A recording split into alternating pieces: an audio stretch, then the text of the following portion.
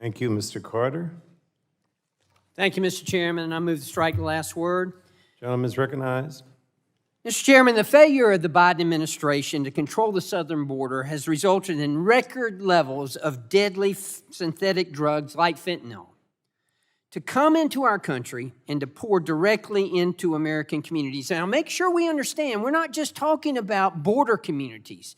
Every country, every town, every county, every city in this country is infested by this. It is seeping into our communities. No, it is not just along the border.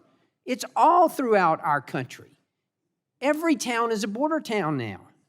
So far this fiscal year, over 10,000 pounds of fentanyl has been seized at the southern border. Hey, you'll have to excuse me. I'm kind of watching. Who has their... Who?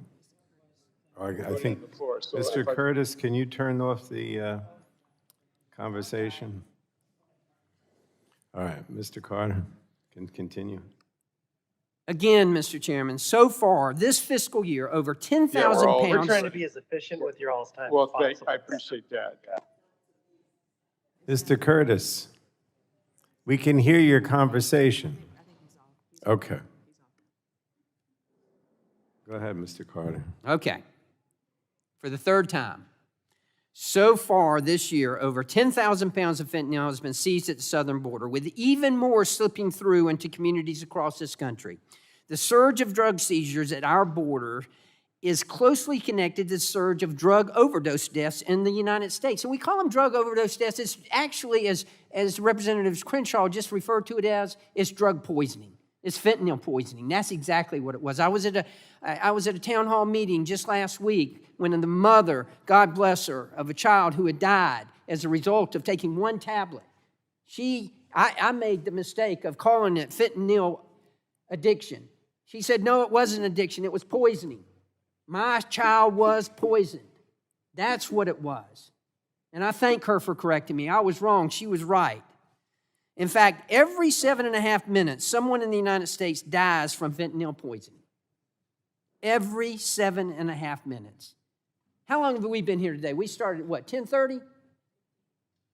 And how many people have died as a result of fentanyl poisoning since we've been in session here? Fortunately, we've got an opportunity here for us to work together to help to stem the flow of deadly fentanyl and its analogs into our country. This is an issue that impacts every one of us. It's not just Republicans, it's not just Democrats, it's not independents, it's everyone, all of us.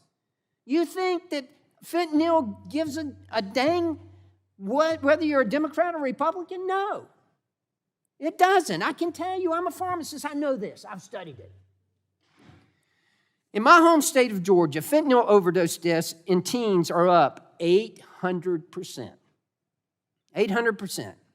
Overdoses like this are happening every day all over the country. Even the CDC reports that fentanyl is now the leading cause of death in the U.S. for adults aged 18 through 45. How can anyone seriously argue that a drug 50 times more potent than heroin, and which almost always proves fatal when ingested, should ever be legal? These products are manufactured illegally and are largely brought into the U.S. through the southern border. Just this fiscal year, U.S. border agents have seized enough fentanyl to kill every American, every single one of us, 8 times over. To save lives, we must secure the border and halt fentanyl.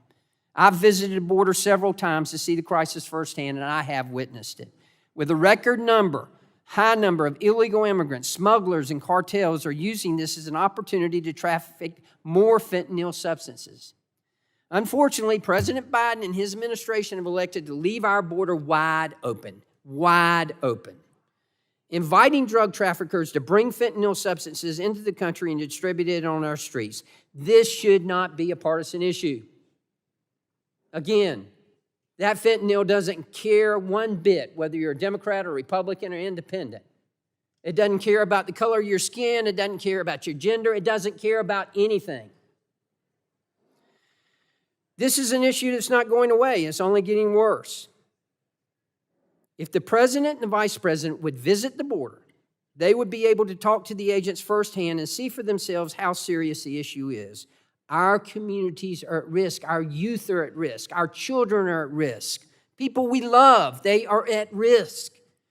Despite an overdose crisis that is killing more than 100,000 people a year, President Biden and his administration have failed to secure the southern border. Make no mistake about it, this is where it's coming from. It's coming from across the border.